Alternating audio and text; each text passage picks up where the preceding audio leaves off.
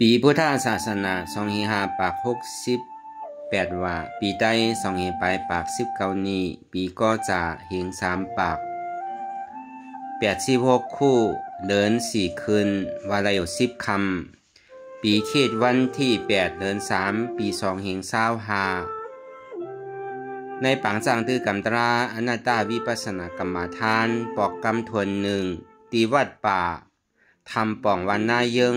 หน้าศาลเจเวียงสีแสงเจตอนตนตีเมืองไตปอจาน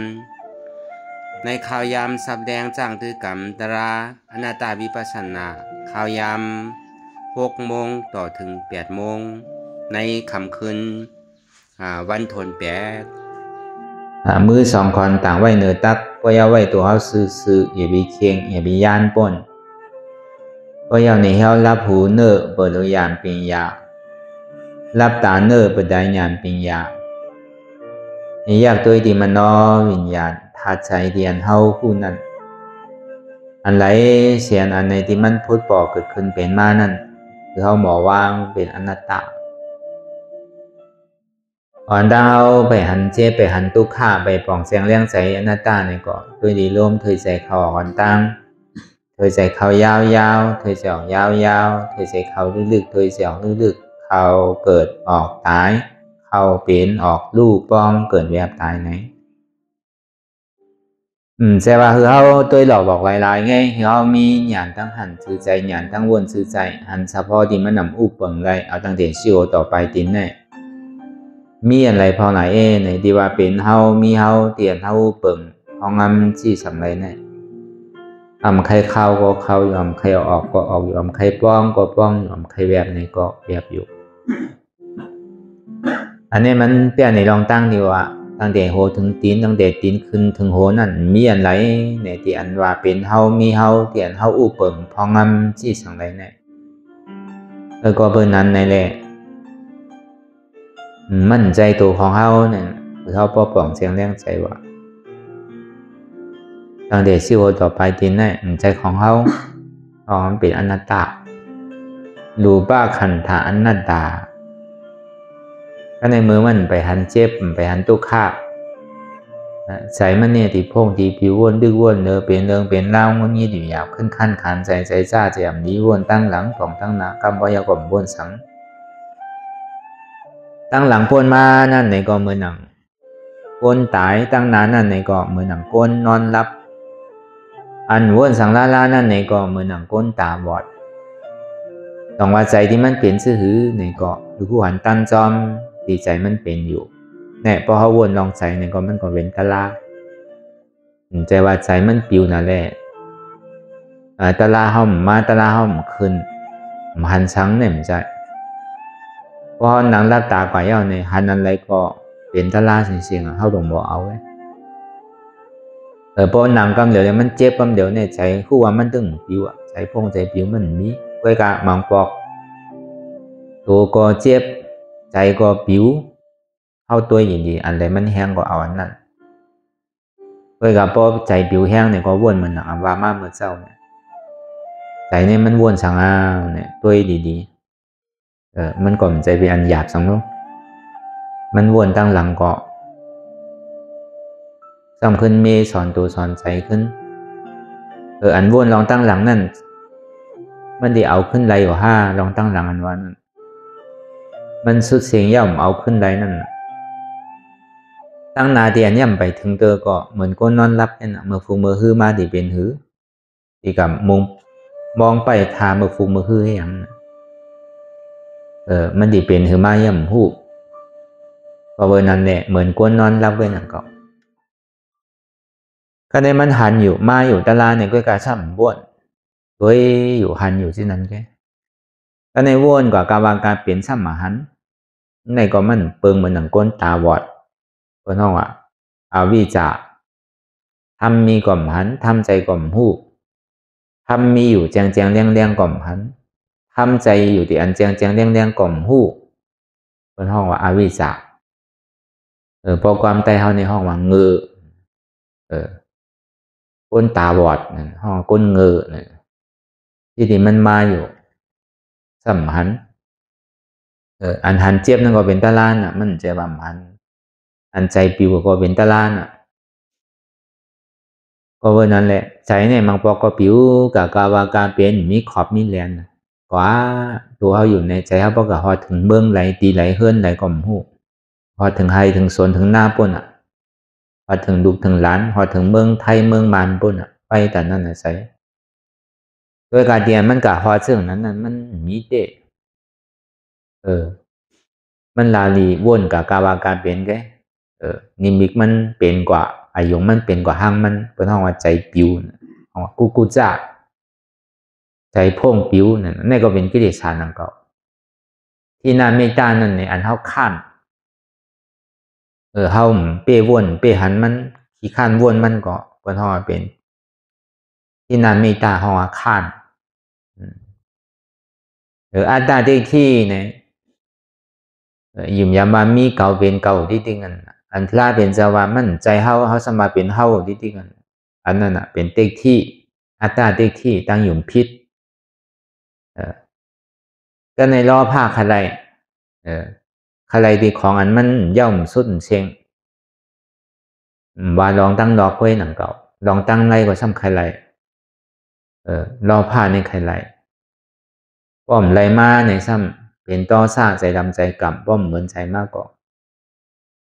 ลองผ้าขลายนั่นก็เป็นกิเลสต้อซากขลายไรมาซ้ำป้อมเหมือนใจเป็นใจดำใจกำนั่นก็เป็นกิเลสมห้าทำมีมหันทำใจก่อมหูรับสิ่งพิษอะไรเป็นธรรมอันใดเป็นตะล่าเนี่ยอันใดเป็นอัตตาอนัตตามหูห่อรับสิ่งพิษก็เบอร์นั้นในเฮาจึงดีไหลมาฮอไหลมาซับแรงปากหนีไล่จ้างตื้อคำนั่นก็เบอร์นั้นเบอร์นังเฮาฮาเนี่ยห้อมใจที่เป็นพระราเป็นเจ้าโลห้อมใจที่เป็นปัจเจกพุทธะพอเป็นปัจเจกพุทธะเขาได้มันโดดถอมไปเฮ็ดเอาห้างก้อยหาวห้างก้อยก็ไล่พอบารมีเต็มมากก็เป็นปัจเจกพุทธะที่ได้สร้างบารมีสองอสังไขยไปแสนกัมภะพอเป็นพุทธะคำเวลาเป็นเจ้าเฮาปิญญาธิการนั้นที่ได้สร้างบารมีสี่อสังไขยไปแสนกัมภะพอสถานที่การนั้นในที่ได้สร้างแถมบารมีแปดอสังไขยไปแสนกัมภะพอเป็นวิทยาธิการนั้นในที่ได้สร้างบารมี16อสังไขยไปแสนกัมภะอันนั้นเต็มโดเสียสมมาเนี่ยเฮ็ดเอาต่อถึงบารมีนั่นพอเต็มกว่าในบารมี10เปิงเพตุนมีอยู่30ตัสสะบารมีตัสสะอุปบารมีตัสสะปรมัตถบารมีตัสสะบารมีเนี่ยก็ที่ได้จุนอกจากโคของเยดนะวานเมืองจ้างมาลูกเมที่ได้จุนเสียงเนี่ยตัสสะบารมีตัสสะอุปบารมีเองการลักษณะเจ้าเก่าก็บนคลายเอาที่ได้จุนบนคลายหมากตาเนี่ยก็ที่ได้คอกหมากตาเปิ้นที่ได้จุนบนคลายตับเนี่ยเปิ้นคลายปอดเนี่ยเปิ้นคลายหมากแก้วเนี่ยจังได๋เปิ้นบ่เร็วเปิ้นเอาออกกันไรเนาะบ่เป็นหนอร่องในที่ได้จุนบ่ก็เปิ้นบารมีบ่ดีเต็มนั่นเหมือนหนังหนอร่องเจ้านั่นน่ะกันยาก้นตาบอดมันก็ซ้ำมี2ตาเพราะว่ามันหันขึ้นในก็ตีจุดนี่แหละเอาปันมันหมอยามันก็ซ้ำเฮ็ดไรวะพอกออกมาย่อมก็เอาปันก้นตาบอดนั่นก็เลยหันตามมาเนี่ยเป็นหนอร่องพระเป็นชาวเฮาตัสสะอุปบารมีตัสสะปรมัตถบารมีเหมือนหนังจัดปานพระเป็นชาวเฮาเป็นกระต่ายเป็นปังใต้นั่นพอถึงวันอุโบสถวันศีลเดือนรับเดือนมนมาเนี่ยเขาเอาศีล8ว่ะมันก็โลกย้อนที่บุญเจ้าโลกย้อนที่ไผโลกย้อนที่เจ้าสร้างเขามีไว้ก็กันอยู่มีหมีมีหมาลินมีลิง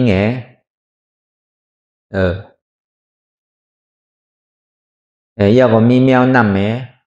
หน่อร่องเฮาในหน่อร่องเจ้าเฮานั่นซ้ำเป็นปังใต้ว่ะเขาซ้ำเป็นอ้อยก้อกันว่ะตึงมีตึงหมาดินยาก็ตึงลิง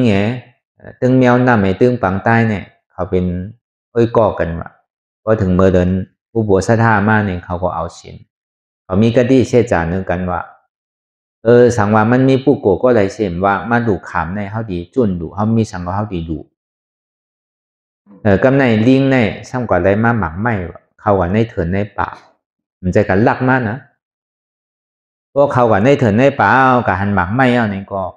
มันห้อง3 กำว่าหมักไหมต้นไหมในจ่องมันมีเจ้าเนี่ยว่าห้อง3 กำก็มีไผตักเสียงของมันก็วิดมาอาจจะเอาดูคนแต่ที่มาดูคำเมื่อเลือนเคินซิ่วหาคำนั่นก็ในมาลิ้นในซ้ำเขากับในกลางหน้าเตียนก้นเฮ็ดหน้าเขาเลยลืมเขาไว้ในหน้าเลยมันก่อมใจลาลีก็เอาหนังเก่ามันก็ห้อง3 กำวะเขาห่อในจ่องมันมีเจ้าห้าเพราะมันมีห้อง3 กำมันจะดีเอามาตานมันดีดูปันอุโกเตียนมาดูคำนั่นก็ในมีในซ้ำกับอะไรมาหมักล่างวะที่เป็นหมักล่างป่ากะอันนี้ก็ห้องนั้นนังกว่าจองมันมีเจ้าห้าเนี่ยห้อง3 กำมีไผตักเสียงของมันก็เอามาวะก็ในแมวน้ำกว่าดีหิมน้ำบางก็สมาเลียนบางตีก็สมาเป็นแมวน้ำเพราะว่ามันกว่าโน้มตัวในป่าในซัมมีมูเซอร์เขานั่นอันยังก็อันต่ำงาเขานั่นเขาก็หามาเนี่ยเขาสมาสุกไว้ดีทรายไว้เขาก็ซ้ำดื่มนั่นน่ะมันก็ยินเสียวมันโน้มก็ขุดออกมาเนี่ยจ่องดีไรป่ามาอยู่3 ตัวป่าตายน่ะมันจากที่ห้องว่าจ่องมันมีเจ้าห้าในห้อง3 กำก็มีไผตักเสียงเพราะเป็นนั้นมาเย้านี่ก็มันจากที่เอาออกมาตาที่หางแฮนปันปุโกที่ไรมาลูกขาก็กาปังใต้หน่อร่องพระเป็นเจ้าเนี่ยหมักไม่ก็มันกินน่ะก็หมอกินนู้ซ้ำกินเยอะกินยาแค่น่ะกระต่ายปังใต้มันน่ะมันก็วนในใจมันว่าสังว่ามีผู้โกมาเนี่ยเยอะยาได้มันใจเมียวที่เปิ้นที่กินดังเก่าเขาก็มันจังกะหาเมียวหือมาตั้งกินเขาก็กินเยอะกินยาแค่ก็เพราะนั้นพอมีผู้โกที่มาดูขามในเกาดีเอาตัวก็จุ่นดูสังว่าใครกินตัวดิบเนี่ยก็จุ่นอาสาสายใจแดคืออันก้นดูขามนั่นเอากระแหมว่าสังว่าใครกินตัวซุกเนี่ยก็มันดีเบียนเข้าไพ่แหละคือผู้กวนดูขามนั่นที่จุ่นบันมันว่ะก็ในบ่เป็นนั้นไม่เอาจากที่ห้อนขึ้นกว่าที่เมืองผีพุ่นคุณเชษจ้านั่นคุณบ่าวฆ่าคนเชษจ้านั่นจากที่ลงมามันมีสังในหลวงรอกาหลงเนี่ยก็เบอร์ตีนังมันเจ้านี่มันโอนอ่อนแล้วตั้งกวางมันในอ่านโหปากโยชนาวะ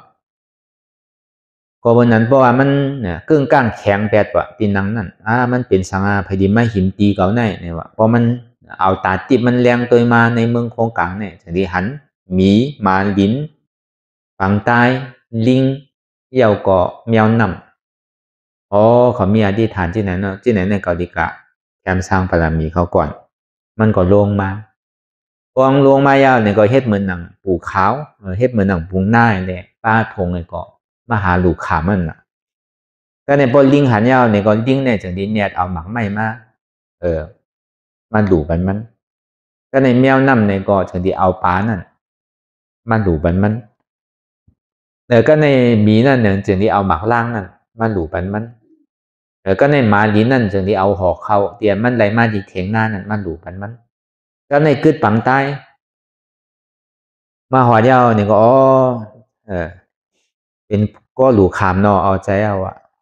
เก่าแน่เก่าคาเนี่ยมันมีสังเนี่ยว่าก็เบอกินเยอะกินยาแค่เนี่ยเจ้าเขาก็ติ่มกินหนังเก่า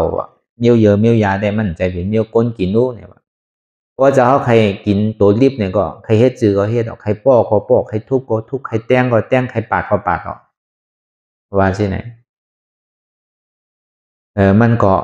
ก็บอกกินเนื้อรีบเนี่ยว่าเขาใครกินเนื้อซุกเพราะนั้นก็สุ่มไพ่เลยเนี่ยเพราะว่ามันสุ่มไพ่เอาเนี่ยก็มันก็สั่นขนมันดีๆก็เวียนเข้าไพ่ก่อนวะเนี่ยหนอร่องเจ้าเขาเป็นปังใต้เนี่ย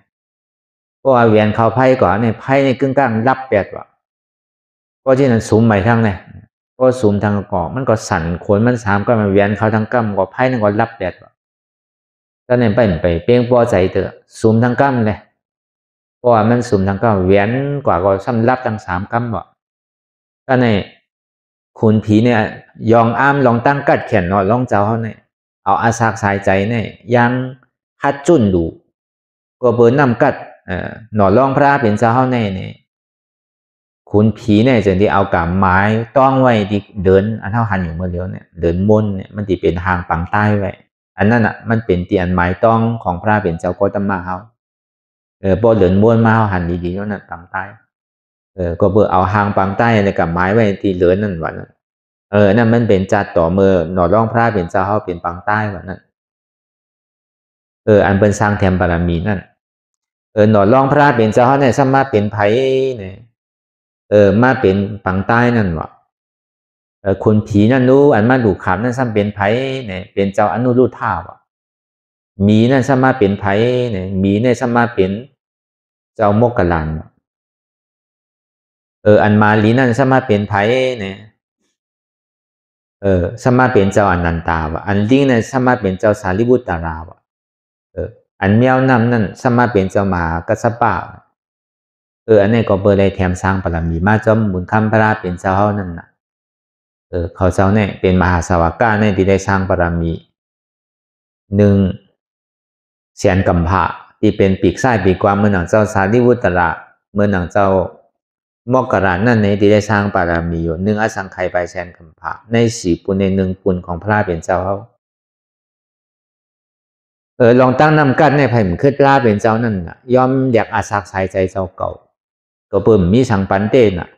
นั่นห้องว่าตัสสะปรมัตถาปารมีวะเอาอาศักสายใจเจ้าเก่าเลยแลกเอาอันไหนเมื่อนั่นก็ฮาวากับกาได้ลองอันหลวงมีเสียสมาห้ามหลวงมีเสียสมาเนี่ยมันมีปุ๊กกูมิ้วคือพองแต่ว่าอันหลวงมีเสียสมาหลวงมีผู้สั่งผู้สอนเนี่ยหาตาลาหันตาลาไหลมาห้างกล้วยเนี่ยเป็นพระเป็นเจ้าเขาปิญญาธิกะสถาธิกะวิทยาธิกะเรียกว่าปัจเจกาพุทธาเขาเจ้าในเดมโลหลวงมีเสียสมาพอถึงข้าวยามปรมีเต็มมากก็เป็นพุทธะมาห้างไผ่ห้างมันกวยกาปุณตามหาสาวกาอัครสาวกาวันนั้นที่ได้มีวะเสียสมาน่ะเมื่อหนังเจ้าสารีบุตรลานั่น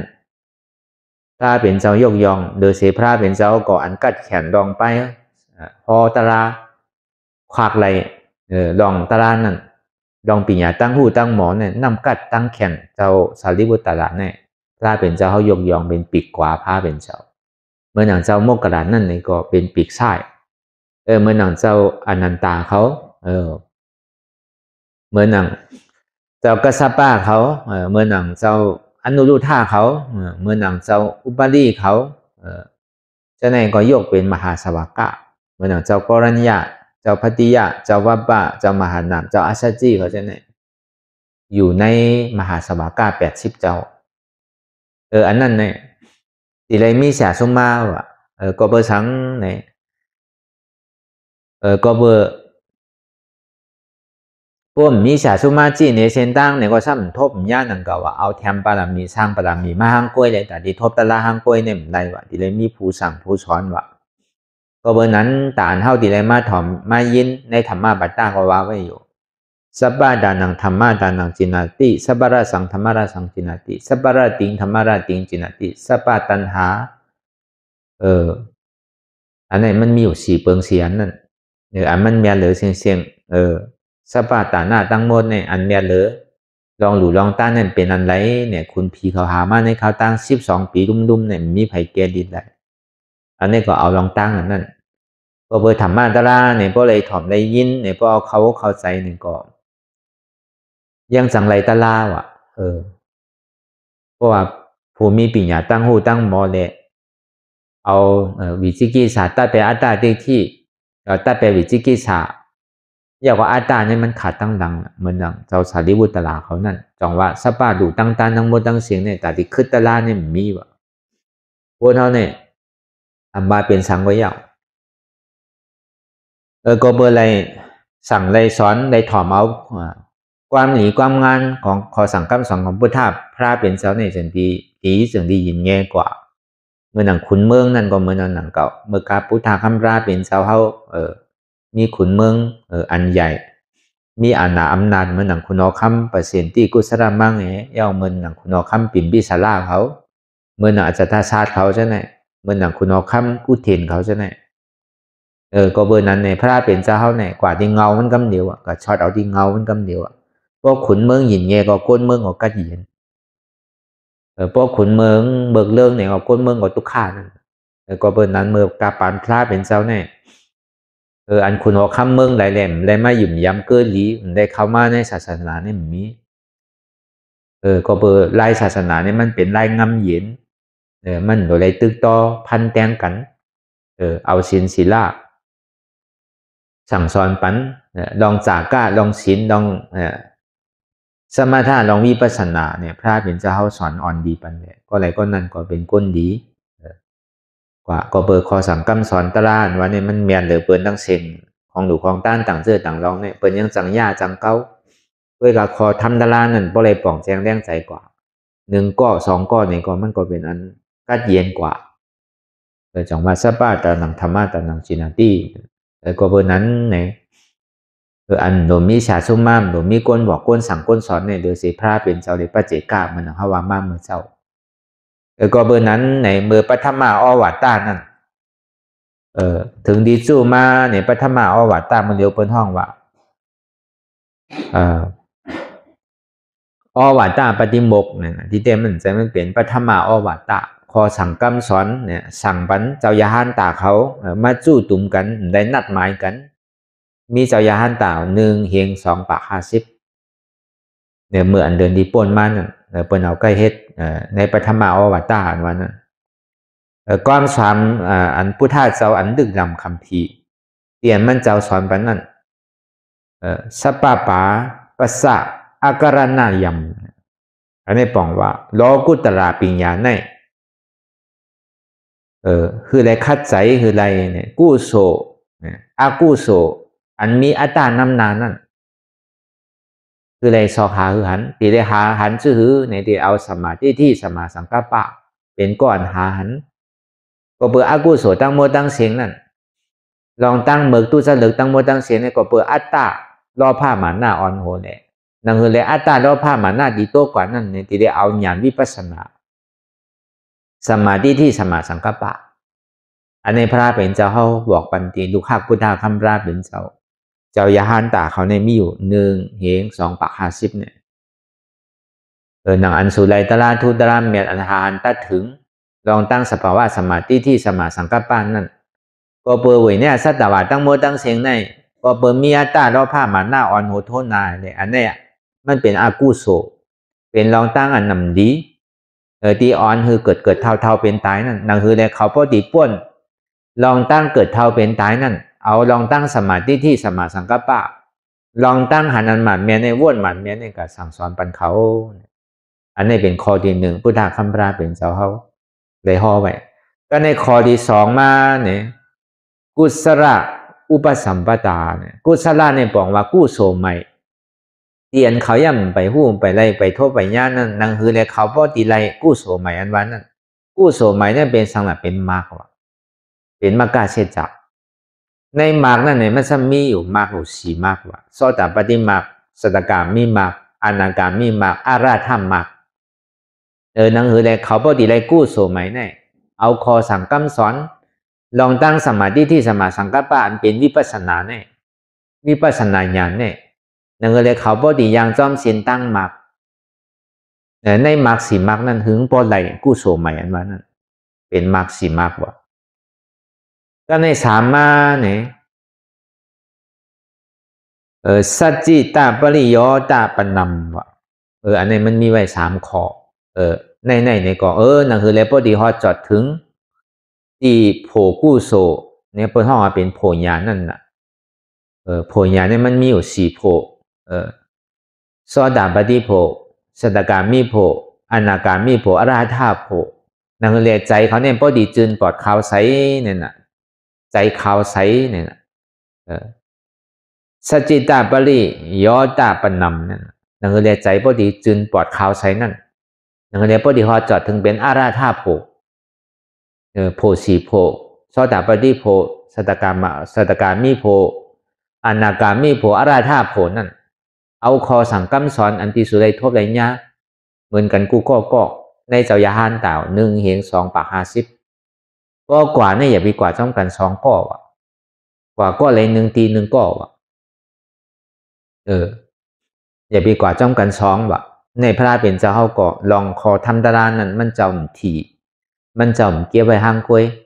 นังเรียนศาสนาพุทธคำพระเป็นเจ้าในตีได้เฮืองเปิ้งใสกว่าแน่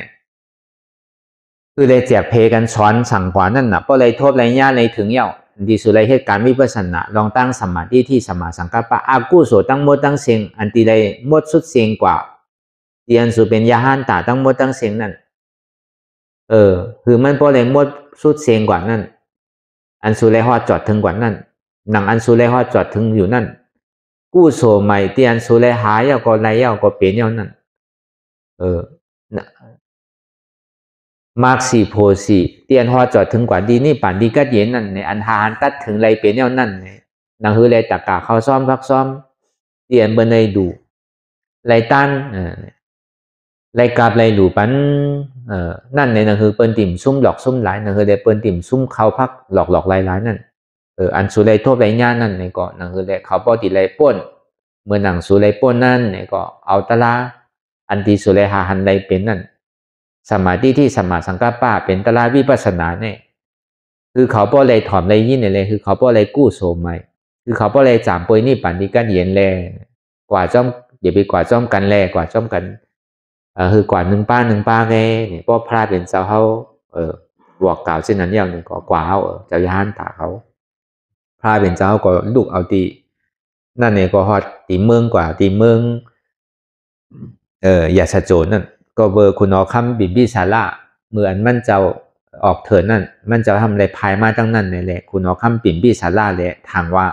มันอยู่วันเมืองมันเปลี่ยวทางว่าปืนดืบมันนี่แหละมันจะนี่ว่า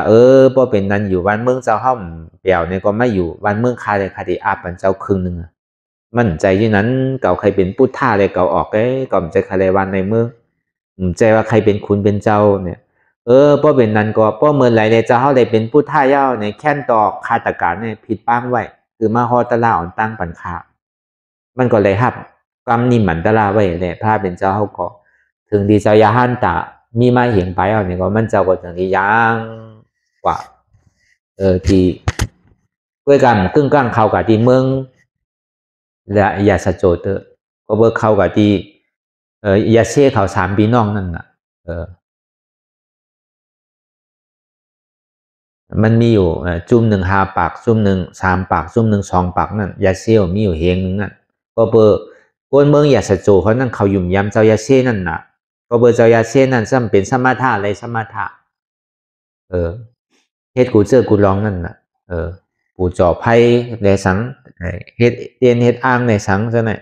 เฮ็ดน้ำหมากหานมัดไม้กุย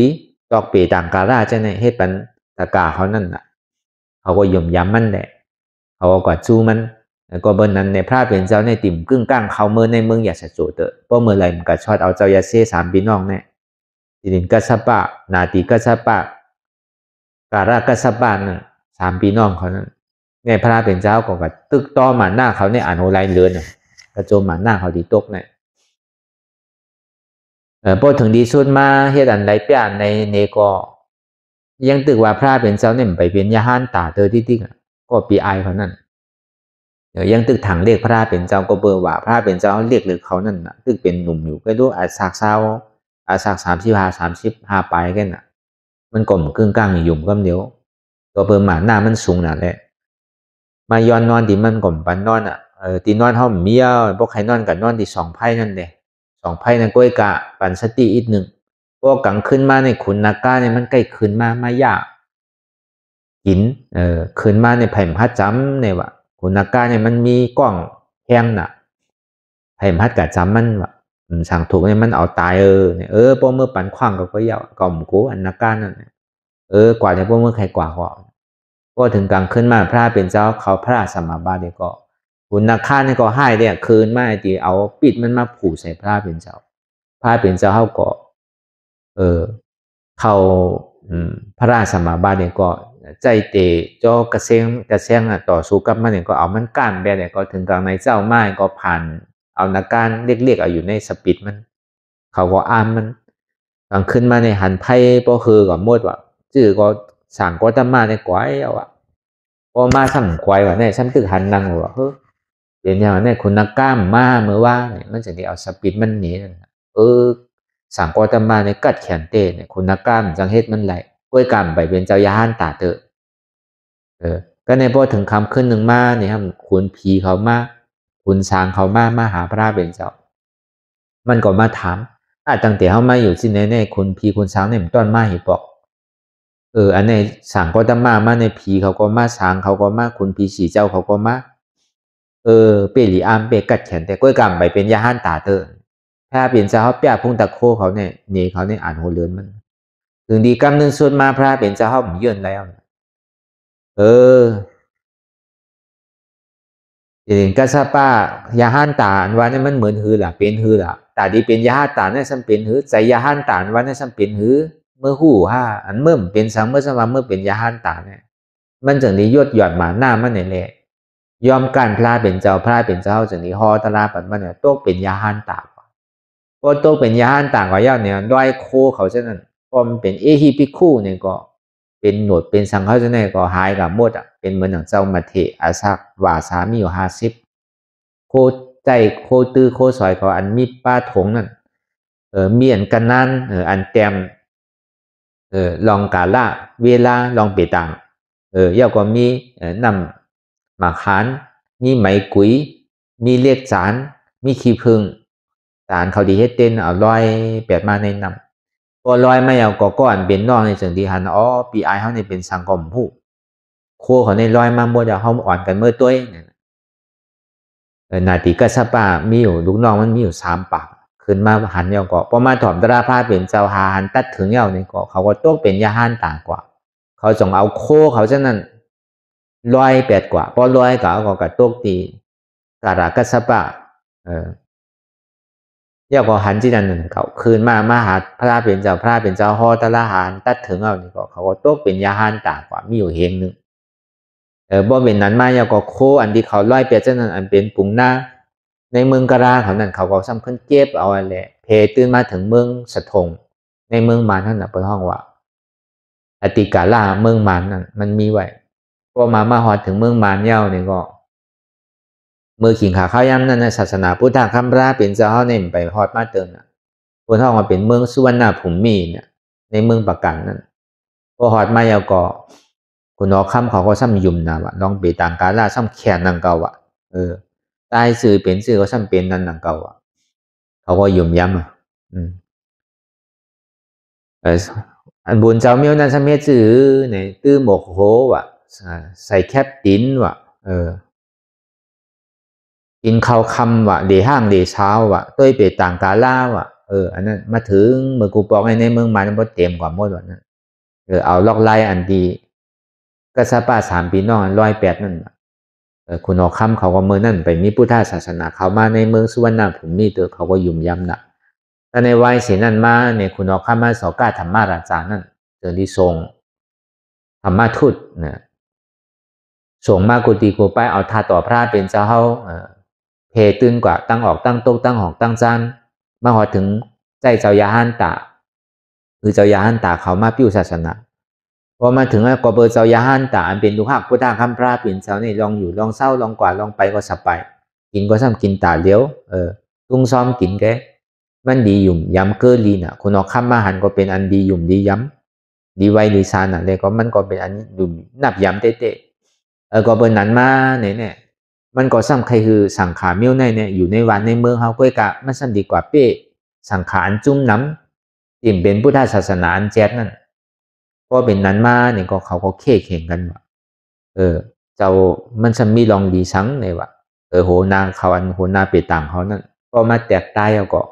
ในคุณเอาคำจังดีใครจ้ามด้วยเขา2 ก้อนนั่นน่ะไผกัดแขนเดือไผนั่นน่ะ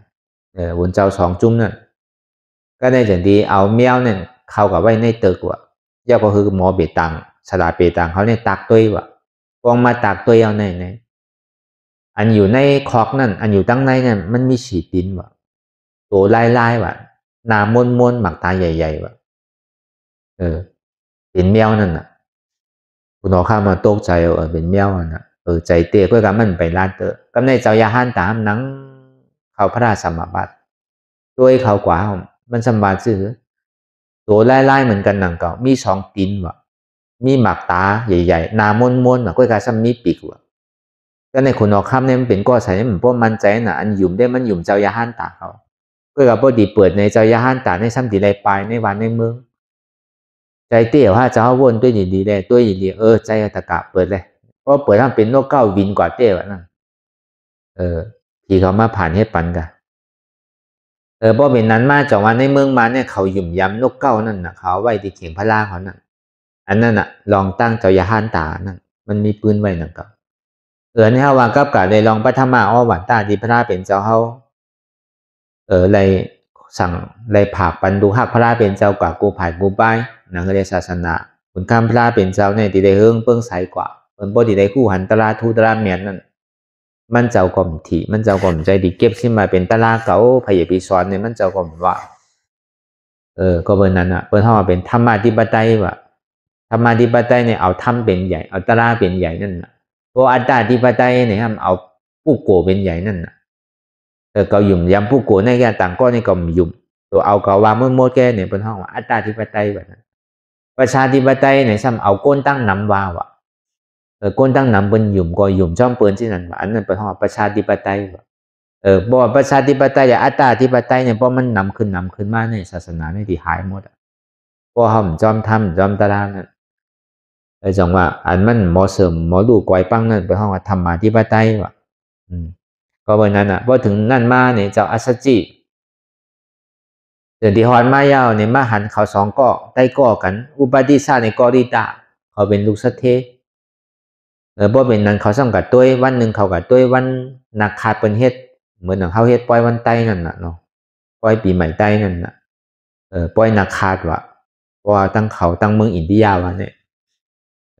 เปิดเฮ็ดปล่อยเฮ็ดล่างเปิดอ้อนก็เฮ็ดทางดีทางงามเมื่อตัวปล่อยนั่นน่ะกาพ่อนห้องเพลงห้องความโอ้แหวนเตียนพ่อนเปิ้นได้โจมหันเปิ้นได้มันก็หุ้นโขโจมมนโจมเปี่ยวเป็นกูว่ากูเช้านั่นน่ะเนาะก็ในเขา2 ก้อนเนี่ยเจ้าอุปาติสาในกอริตาเนี่ยเฮียงเหมือนเนี่ยเฮามาตัวเนี่ยซ้ำเปี่ยวมีลองตั้งเปี่ยวมนเชื่อสังเหมือนหนังหน้าโลกเหมือนหนังหน้าลายโลงเนี่ยอันเฮามาหันมื้อเดียวเนี่ยมันเป็นมายะมันเป็นยอกเล่กันรู้เนี่ยมันเป็นอันหยอกอันแยนกันรู้เนี่ยว่ามันมีเต้โลเนี่ยมันมีร้อนมีแกนสังเนี่ยว่าวันหนึ่งเจ้ามาอันมันทางนี้เนี่ยก็เปิดเขาเฮ็ดทางแต่งโตก็เปิดเขาเฮ็ดเอาก็รู้เนี่ยว่าวันหนึ่งมาพอเฒ่ามากกว่ามันติมีตีหลีตัวตีไหลพอเปลี่ยนพอตายมากก็สุดเสียงมาไหลมีร้อนมีแกนสังแล้วมาตัวเนี่ยมีอดีเปพรดีสังปนตาเขาในเจ้าอุบาติสาวนที่ไหนซ้ำขึ้นถามแต่ก็มันกอริตาเนี่ยเขานี่มีใจที่ไหนอ้อยก่อเนี่ยว่า2 มื้อเหมือนเก่าค่าก็เหมือนเจ้าเนี่ยเขาก็เหมือนมื้อแซ่แต่ก่อเนี่ยว่ามันเปรียวบ่เป็นที่ฉันเนี่ยเฮามื้อหาเสียซุมามื้อหาตะลานดีอันเกิดเท่าเป็นตายเนี่ยมันยังติมีพรดีเนี่ยบ่เป็นจังมื้อเฮาอ่อนกันมื้อว่าอันจำเขาเนี่ยซ้ำมีสันใจเนี่ยว่าสันใจสันใจเต็กที่นั่นเขาก็เมื่อเฮ็ดเอาปิญญาตั้งหู้ดีสันใจนั่นในข้าวตั้ง7 วันนั่นลองตั้งหู้ในไหลหมดว่ามันมีไว้นั่นพอมาวนธาตุสังตัวเนี่ยก็มันมีร้อนมีแกนสังว่ามันยังติเฮ็ดเกิดตายของที่ก็รู้เนี่ยมีอาโจสังนู้นน่ะมันใจดีอันเฮายังอ่านใครรู้นั่นเพราะเป็นนั้นเขาจังนี้มีกติเสจานึงกันเขาก็ย้อนขว้างเสียเขาแล้วตั้งหู้ตั้งหันเจ้าเฮาในมีคันไหนแก้5เนี่ยมีคันไหนบ่สู่หู้บ่ตันไหนแต่ก็สู่แน่วันน้ำมากก็เอาที่เอาสู่อุบเนี่ยเอาสู่เฮ็ดสลาวอ่ะจางโตเขาไล่เอาอ่ะมันใจคาเขาที่เมื่อย้อนขว้างเมื่อหาตลาดเดียนมันเกิดเท่าเป็นน้ำตายเนี่ยเมื่อหาตลาดเดียนมันมีร้อนมีแกน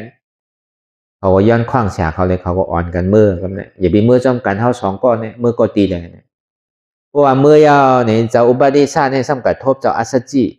ก็เป็นเจ้าปัญจวัคคีย์ก็ทีหานั่นแหละเป็นเจ้ายันตาพวกกระทบเจ้าอัสสจิเอานี่ก็ลองอยู่ลองไปลองกว่าลองกินลองเศร้าเนี่ยมันสับไปนะว่าอินเตเลมันก็ดีตรงซ้อมกว่าก็ตัว3 ศอกวิดซ้ายวิดขวากินก็กินดีๆกว่าก็กว่าดีๆอินเตเลมันดีนั่นน่ะเจ้าในปีลีดูดีตัวเองการลักษณะก็เต็มทนน่ะ จื้อก็มันติมีตาลาอันนำเกิดเท่าเป็นตายเนี่ยมันก็กว่าจอมหลังกับปูดีเสือดีอยู่ดีเศร้าปันแล้วสัจจีก็นั่งตัวสูงตัวใส่ตัวกว่ากินสูงยาวพอยาวนี่ก็มันก็จะดีไว้เราว่าอ๋อเจ้าเขาเนี่ยเป็นลูกน้องไผเนี่ยว่าตาเสียสมมาเจ้าเขาจำเป็นสังเนี่ยว่าเจ้าอุบัติศาสตร์ถามมันทำบวนในใจว่าเมียวเต็กที่เขาเนี่ยเขาทำย่อยนะมันจะนี่ว่าพอดีคือเขาห้อนำน้ำในเก่าหมอเขาก็ตึกบวชมาใหม่ก็หนังเก่าพวกใครหู้นำในตัวกว่าหาพระเป็นเจ้าก็จะมาเนี่ยว่าอันเขาได้ตึกบวชมาใหม่เลยไปหู้สังเตนดีๆเติมจังรัดน้ำเนี่ยว่าเหมือนหนังคาเป้เนี่ยมันมีปิ่งยาข้าวเนี่ยโดยรัดน้ำอ่ะดาที่อีดก็ข้าวก็ปองใจอ่ะเนี่ยคดีควากะเก้เนี่ยว่ามันก็จะนี่ว่าตั้งโมตั้งพูดตั้งเสียงนั่นมันมีอาจองอาโจเสียงเลยอาจองทุกขาเลยอาโจทุกขาอาจองสุขาเลยอาโจสุขาวะอันเท่าไรมาเกิดเท่าเป็นตายเนี่ยเป็นทุกขาเป็นทุกขาเสียจากอันไรมาเกิดมาเท่ามาเจ็บมาเป็นมาตายเนี่ยก็เปิดสังอ่อนโหเนี่ยก็เปิดอัตตาล่อผ้าอ่อนโหเนี่ยก็เปิดความอยากใครเป็นอ่อนโหอันนี้เป็นเหตุอาจองมันเหตุหักเงาอาจองของทุกขะแต่ที่เอาเหตุหักเงาอาจองทุกขะออกนั่นที่ได้เอาสมาธิที่สมาสังกัปปะ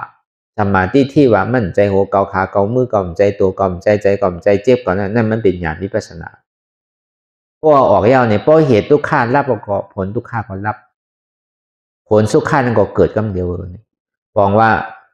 พวกนี้ลองตั้งหาหันตัดถึงนั่นหาทุกขาเตรียมมันอยู่ในตัวคู่ว่าอันที่ให้เขาเป็นทุกขาเนี่ยเป็นอัตตาพวกเอาอัตตาออกก็ฮอดก็ถึงดีเป็นอนัตตาอมตะเพราะว่านิโรธาเสียจากมันฮอกันในก็หารตัดถึงเอาก็อุปาทิสาในตกเป็นโสดาบันก็เป็นตกเป็นโสดาบันเนี่ยก็มันถึงนี้ไว้เจ้าอัศจีว่าเมื่อเดียวเนี่ยพระเป็นเจ้าเขามีอยู่ที่ไหนเศร้าอยู่ไว้ที่ไหนเนี่ยเมื่อเดียวพระเป็นเจ้าเขาเนี่ยมีอยู่ไว้ที่ไหนมีอยู่ไว้ที่เมืองยาสะโจเนี่ยมันก็ว่าเพราะเป็นนั้นก็คัดเป้ที่เมื่อวอกได้ก่อนเพราะนั้นคดีตามเมื่อที่พระเป็นเจ้ามันก็จังที่อำลาเสียมันเนี่ยก็มันก็เมื่อเพราะมันเมื่อก็มันไปกว่ากอริตานั้นพอหันอุปาทิสามาเอาก็ลองอยู่ลองเศร้าลองกว่าลองไปนี่เหมือนเก่าก่อก็เนี่ยไหนตาลาหลีมาเอาแน่เนี่ยมันเหมือนกูบอกเนี่ยลองอยู่ลองเศร้าลองกว่าลองไปมันก็ดีดูดีด้วยน่ะเองกามันก็เข้มน่ะเพราะเป็นนั้นก็มันซ้ำขึ้นเอาคออันที่มันได้ถาม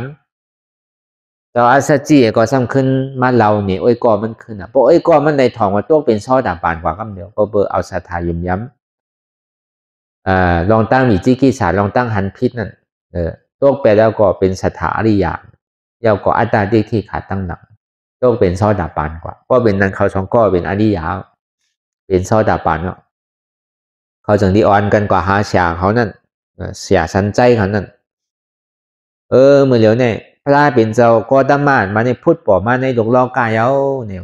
เขาก็เลยทมมาลุงน้องตะเปมันเจ้าตะลามันเจ้าในเป็นตะลานำเกิดเท่าเป็นตายที่เช้าสอนอยู่ที่ไหนได้มันมีร้อนมีแกนว่ามันเฮ็ดให้เขาเกิดเท่าป้นเกิดเท่าเป็นตายเนี่ยเขาถูกดีเมื่อหามันเจ้าเนี่ยอาสังมันเจ้ามีก็คือล่ะฉันถามยังเนี่ยมีแต่มี35 36เนี่ยว่าที่นั่นวะ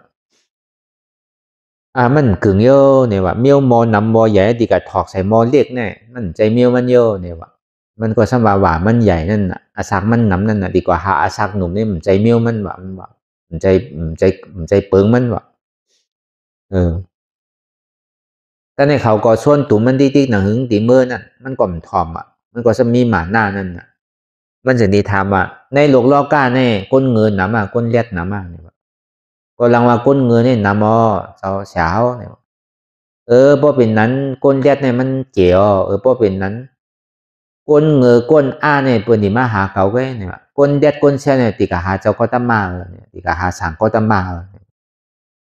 ว่ามันว่าจะเพราะเป็นนั้นเพราะขาวเขาเมื่อเนี่ยแต่เปลี่ยนมาจอมหาขาวเขาในดีเมื่อเสียงเมื่อก็เมื่อดอกเนี่ยเป็นที่นั่นเขาก็อ่อนกันมาเสียงก็เบอร์มันตุ้มเตอร์ใจนั่นในพวกหาออกเลยว่านั่นเราสันใจนั่นติ๊กที่สันใจนั่นก็เป็นนั้นพอมาถ่อมเนี่ยตาพระเป็นเจ้าอันเจ้าเป็นลูกน้องตาเป้ก็ตกเป็นยาหานตากอย่างเสียงคือเขาสองก้อนเนี่ยมันไปเป็นว่ะก็เบิ่งญาติมียาเขาหู้ไพ่ภายน่ะได้คำกึ่งกั้ง ตาดียุ่มง่ายๆว่ะไว้หลังนั้นมาเนี่ยเจ้ามกกะหลานเฮตลามาพอถึงเมื่อเลิน3ใหม่1คำต่อถึง15คำก็ตกเป็นยาหานตากว่าเจ้ามกกะหลานเนี่ยเพราะมันนางเมื่อแรงเงาลับที่ดีกว่าถ้าเป็นจะเข้ามาเตือนสติมันว่าไล่เกงเงาลับนั่นที่ได้เฮ็ดชื่อหืออย่าไปว่นอันหนึ่งอันเลี้ยวอ่ะว่นหือเป็นลายอันพองว่ะเหมือนเขามาว่าอนัตตาเพราะมันดื่มตัวกับเงาลับนั่นเขาอนัตตาว่าลายก็ไม่ได้ว่ะอันมันหันอยู่ในเป็นสังที่มันเด่นอยู่ที่ตัวเขาดีใจเขาดีเจ็บเขาในคือเปลี่ยนป้ายว่นของนั่นอันนั้นเปิงหนึ่งว่ะอย่าไปว่นอันเก่าอันเดียวว่ะว่นถึงมันสืบเป็นสืบพันกันกว่าอันหันอันบ้วนอันนึงเพ่งเปี้ยงกันนั่นน่ะสังว่าป้อมหายตั้งเงาลับในที่ได้เฮ็ดถือตืดวินหูอ่ะก้นใครเงาลับในตืดวินหูด้วยตืดวินหูตั้งเงาลับก็ใครหายกว่าป้อมไปหายในจันคนโหว่ะก็ย่ำไปหายในหึงแงนนาตัวที่อันมันมีเงาแรงว่ะอย่าไปกว่าอยู่ที่มืดว่ะอยู่ที่แรงพองว่ะเพราะว่าย่ำไปหายเนี่ยก็กระชุกนาว่ะเพราะว่าชุกนาก็ย่ำไปหายเนี่ยคือไปกว่าไปมาพองว่ะเพราะไปกว่าไปมากก็ย่ำหายนอนไปต่ออย่าไปเฮ็ดต่อเพราะพระเป็นเจ้ามาเตือนสติเอาคุกใจไรตื่นมากก็มาตัวตลามาในข้าวตังชีพาวันดุมเอาตั้งแต่เดิน3ลอง1คำต่อถึงเดิน3บนก็ตกเป็นยาห้านตากว่าเจ้ามกกะลานทำไรอ่อนตั้งถ้าเป็นเจ้าเขาก็ตั้งชื่อว่าเป็นมกกะลานก็เบอร์เมมันเจ้าเนี่ยเป็นมกกะดีเนี่ยนะมกกะดีเนี่ยเป็นจือเมเจ้ามกกะลานนั่นอุบาทิชานั่นเมจะเป็นสารีบุตรจะดีใส่ชื่อว่าสารีบุตรตละเนี่ยต่างบ้านจือเมนั่นเจ้าสารีบุตรตละก็ซ้ำกับไรตะลาที่ไรเนี่ยไรตะลาที่ลอยกิจกุฎว่ะพอเบอร์นั่นน้องใจมันหลานใจมันมาถามปัญหาพระเป็นเจ้ามันถามซื่อแหละปัญหาพระเป็นเจ้านั่นอัมบาชาก็ไหลว่าอัมบาเต็กที่ก็ไหลอัมบาก็ไหลก็ว่าเป็นเจ้ายาฮันตาตั้งโมตั้งปึกตั้งเสียงนั่นป้อใจค่ะคำป้อใจก็พอสั่งคำสอนอะไรก็ยาวคำป้อใจคำเปียงป้อใจก็คำไรใจก็เนี่ยว่ามาถามพระเป็นเจ้าที่นั่นปองว่าป้าถึงพระรานั่นน่ะขอสั่งคำสอนพระราสอนเนี่ยก็ไรใจนั่นน่ะใครว่าที่นั่นป้อเป็นนั้นพระเป็นเจ้าสัมวาซื้ออันเมื่อว่นว่าไรใจนั่นก็อันนั่นก็เมื่มถูกมีไรใจว่ะ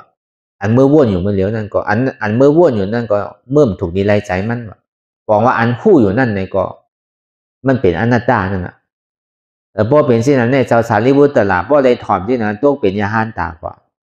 มันเป็นตัวคู่นั่นน่ะจังว่าตัวทำหันในทำหันเดียนมันมีทำเนี่ยมันเป็นตัวนั่นน่ะบางปองในเขาว่าตัวคู่เนี่ยมันเป็นตะล่ามใช่อันมันคู่ก็มันยังเป็นอันเดเลอยู่บางปองมันมาตีตัวน่ะจุนตัวไรจุนใจไรจุนเจ็บไรก็กับอันคู่เนี่ยมันจุนไรมันถามว่าตัวคู่เนี่ยมันเป็นนิพพานใช่ตัวอันคู่อันแดดอันเซลนั่นอันนั่นก็เป็นอันเดเลของมันเป็นตัวกิเลสนั่นก็อันธาตุนั่นก็จังว่าธาตุดินน้ำลมไฟนั่นน่ะธาตุดินธาตุน้ำธาตุลมธาตุไฟพอป่วนธาตุดินน้ำลมไฟมาเป็นสุญญตาพอป่วนธาตุสุญญตาเป็นธาตุคู่ทางกรรมธาตุอะไรก็ย่ามันติเลยว่างเป็นอนัตตาเช่นอันเท่าว่าเฮาคู่ย่าเนี่ยอันคู่อยู่ได้มันก็มันมีเตอันคู่นั่นก็เป็นอนัตตาอันสุญญตานั่นก็ซ้ำเป็นอนัตตานั่นก็เอาเจ้าสารีบุตรตลานั่นโต๊ะเป็นยาห้านตากว่าก็เบอร์นั้นน่ะพระเป็นเจ้าเฮาเนี่ยก็เบอร์สังเจ้าสารีบุตรตลานั่นเสียสุมามันเจ้าอันตั้งสุดในเป็นเจ้าอัศจิไหว้หลังมาในเสียงว่าถอนตราพระเป็นเจ้าไอ้แหละมันก็โต๊ะเป็นยาห้านตากว่าก็เบอร์หังเนี่ยกวนอันมีปิญญาตั้งหูตั้งน้ำตั้งหันน้ำเนี่ยมันนับตัวยุ่มอ่ะมันลังเลนั่นน่ะใจเต้หือเนาะใจเต้หือเนาะวนมันจะเป็นอันตรเลวนั่นเป็นอันตรเลของการก็บ่มีตั้งหูนำนี่แหละมันกึ่งกลางอยู่เหมือนหนังซึกหลวงแหละเหมือนตับซึกหลวงนั่นเขาดีออกต่อสู้บนนี้มันกึ่งกลางง่ายๆนั่นน่ะมันโดดเลยแฮนมาแฮนจ้างแฮนโคแฮนเด้งก่อนกระโจดีกับตึกซึกนั่นมันกึ่งกลาง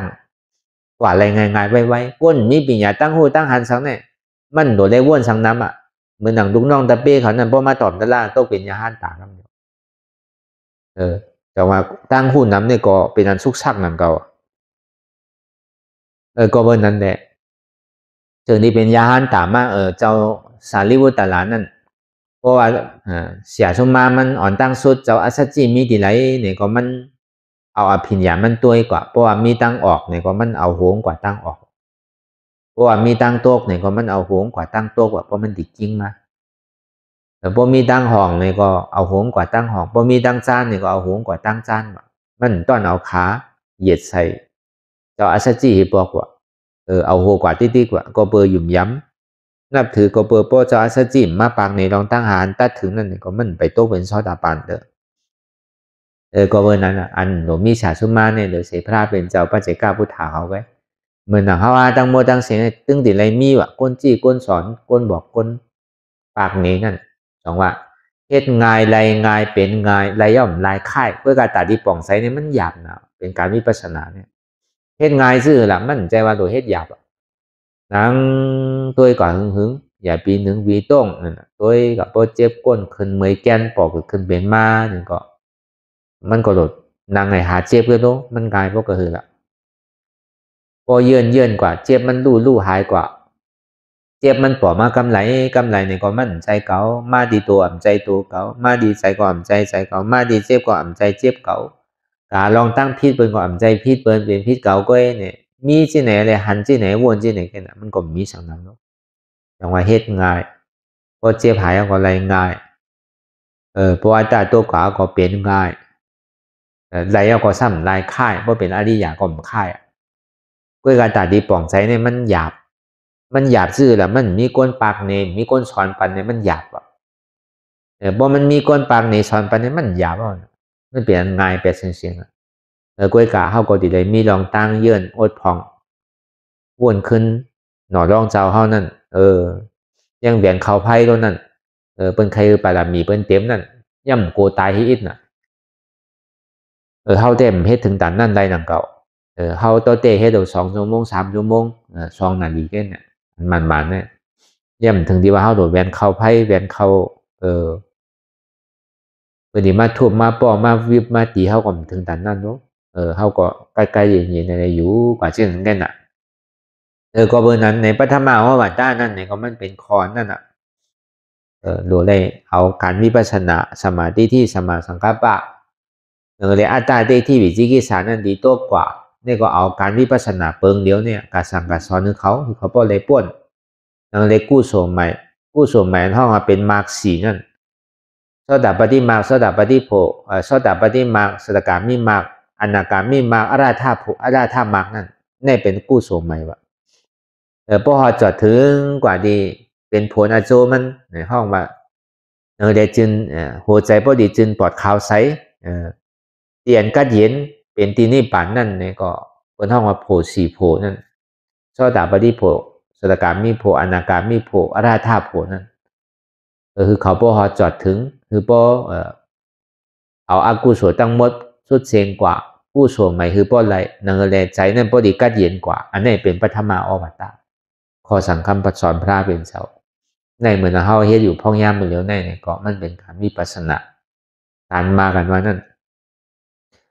ยิงเข้ามาหนังพอมันเจ็บกว่าตั้งพึ่งตั้งหมดตั้งสิ่งนั่นอันนั้นอ่ะมันติรวมมันติสู้อนุรอมไม่อย่างนี้มันติเกิดอ่ะเฮาอย่าไปโกแต่ว่ามันนังแหละพอมันหนังกำเดียวก็เจ็บกำเดียวเนี่ยในมักมันส่งเอาอ่ะมันหนวนทางหยาบหนวนกันซุกซักอย่างอ่ะ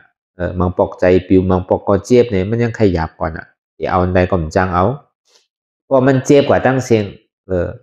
วินตั้งออกก็เจ็บวินตั้งห้องก็เจ็บวินตั้งโต๊ะก็เจ็บวินตั้งจานก็เจ็บหนึ่งซื่อก็เจ็บหมดเนี่ยมันใครปั่นอย่างตะล่างเนี่ยเข้าหลวฮัดแกอย่าไปไปพอมันเปลี่ยนที่นั้นมาเนี่ยมันจำมาลอยๆอ่ะในห้องกู้สมัยเนี่ยมันจำดีได้อ่ะก็แต่ปฏิมากันว่านั่นมันจำมาลอยๆอ่ะพอมันจำมามักเนี่ยมันไวหน่ะกล้ามก็ตัดกล้ามเดียวพอเมื่อไหร่เขาจุนเนี่ยก็เติงมันเก่าปลายก็เติกขันในเงี้ยเก่าหนึ่งก็เติกขันในเงี้ยเก่าวินก็ตั้งแต่ก็เติกขันในเงี้ยมันตึกมากดีที่ก็ยอมมันนี่ก็ยอมหับมันดีๆก็จังให้จือยอมหับมันนี่ก็ถึงที่กำเนิดสุดมานี่ก็อัตตาเขามันดีตรงนั่นน่ะอันเขายอมหับอะไรก็เบอร์อัตตามันเจ็บมันคนหนึ่งก็ดีหนึ่งอีกหนึ่งดีสายอีกหนึ่งนั่นน่ะพอมันเจ็บมาตั้งกว่าหนึ่งมาตั้งไส้เจ็บมาตั้งไส้หนึ่งกว่าตั้งกว่า เจ็บมาตั้งนานหนึ่งกะตั้งหลังเจ็บมาตั้งหลังบินมาตั้งหน้าก้อยกว่าไปมากคือก็ซ้ำเจ็บขึ้นแห้งขึ้นบอกว่ามันใครมากก้อยกะเขาซ้ำตีพร้อมแต่ที่5 บอก 5บ่เมื่อไรเนี่ยเขาพร้อม5เอาเป็นถือก็เย้ากลุ่มกะดูดีลูกดิกกลุ่มกะคอนตรงเนี่ยมันเย้าเห็นปอกอ่ะก็เป็นนั้นก็เขายอมเหมือนก็เย้าไว้นั่นก็ยอมไม่ตัวมันเนี่ยมันมาสื่อก็อัตตาเนี่ยอย่าพี่มันเกิดพวกอัตตามันเกิดก็โจอ่อนกำเดียวโจเลียดมืออ่อนกำเดียวก็มันภาพแปดกำเดียวภาพแปดแล้วก็มากันว่าในเกิดกำเดียวเพราะมาเกิดแล้วก็ผลก็เกิดกำเดียวมันกว่ากำเดียวเลียดมือกำเดียวเป็นผลมากกำเดียวอันนี้ก็ในข้อสั่งคำสอนของพระเป็นเจ้าที่ได้อันใดสั่งสอนปันเจ้าอย่าห้านตาเขาอยู่1 เหง 2 ปาก 50ในปฐมอวตารในอันเขาเยอยู่เมืองเดียวในก็เป็นเปิงนั่นน่ะสมาธิที่สมาสังกัปปะนะสมาธิที่หันจือใจสมาสังกัปปะว่นจือใจเพราะป่องก้อนใจเขาก็ทำมีหันทำใจหู้ทำมีหันตุกข่าก็เบอร์สังน่ะก็ไหลหันตุกข่าก็นันหันตราเนี่ยนะตราเลยทำในเป็นอันเดียวกันนุ๊กอันนี้เขามาหาตราเหมือนใจเขาว่าเขาเหตุการณ์ตราเนี่ยนะเขามาเปิดปังตราเนี่ยบอกว่าเขามาเปิดเจ็บเขามาเปิดตุกข่าเขาเขาไปปองน่ะเขาอยู่หออยู่เฮิรนเนี่ย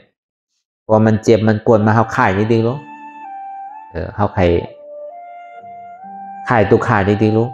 ตะล่านวันนั้นปังตะล่านวันนั้นเขาว่ามาเปิดปังเจ็บมาเปิดปังตุกข่าพอหันตุกข่านำหันเจ็บนั้นคนเขาป้อมหันตุกข่าก็หันตะล่าว่ะ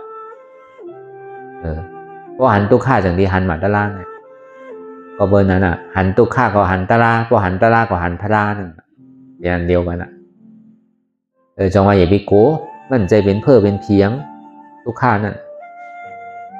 ผียังไปกันอ่ะพอหันตุกข่าเนี่ยโก้นั่นหันตุกข่าเนี่ยผีใกล้มากใกล้หันนิมิตนั่นอ่ะกำหันผีลู่อ่ะกำหันผีพายว่ะกำหันผีเพดว่ะกำหันผีนาก้าวอ่ะกำหันกว่ากาวากาเปลี่ยนนั่นนั่นก็ประสงค์มันเจี๊ยบเลยหันไอหยงมันเปี้ยงกันที่กันเลยมันถางกันนั่นพอเป็นนั้นมันใกล้มากพอมันหันเจี๊ยบในผีลู่หลงผีอยากหลงจ้างใหญ่จ้างหลง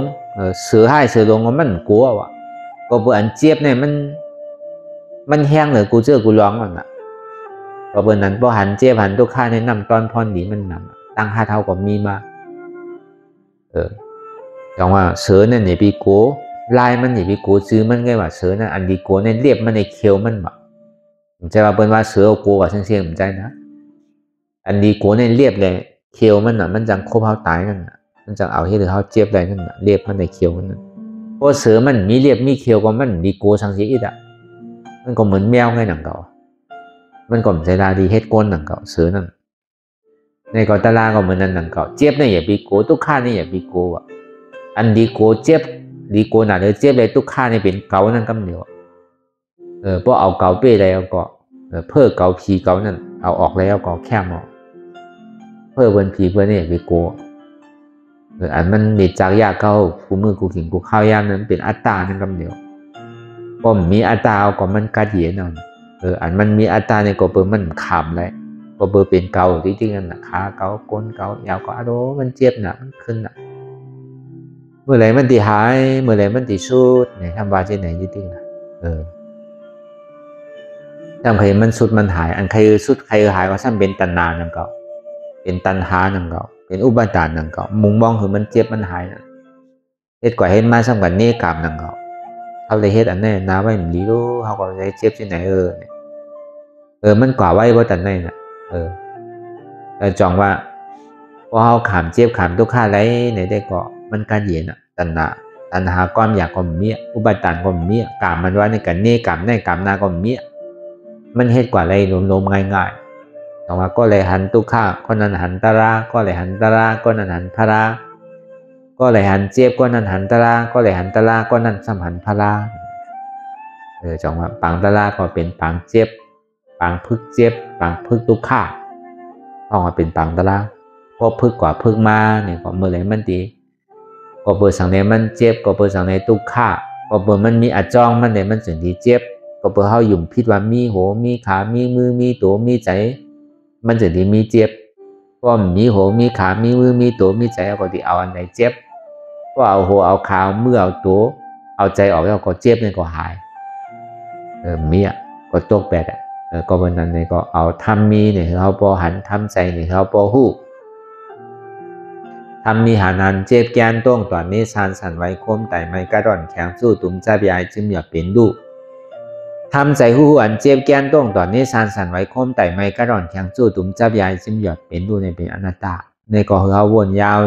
เขายามหึงอย่าไปว่าไพ่อย่าไปว่าเทิงนะอันใดสั่งอันวนในสั่งหึงพอเพ่งเพียงกันวนต่อถึงเจ็บมันพอสุดบ่นต่อถึงทุกข้าพอสุดตัดต่อถึงอัตตาพอตกพุดขาดกว่าอันใดที่มันพูดบอกเกิดขึ้นเป็นมานั่นเนี่ยก็คือเขาหมอวางเป็นอนัตตาไหน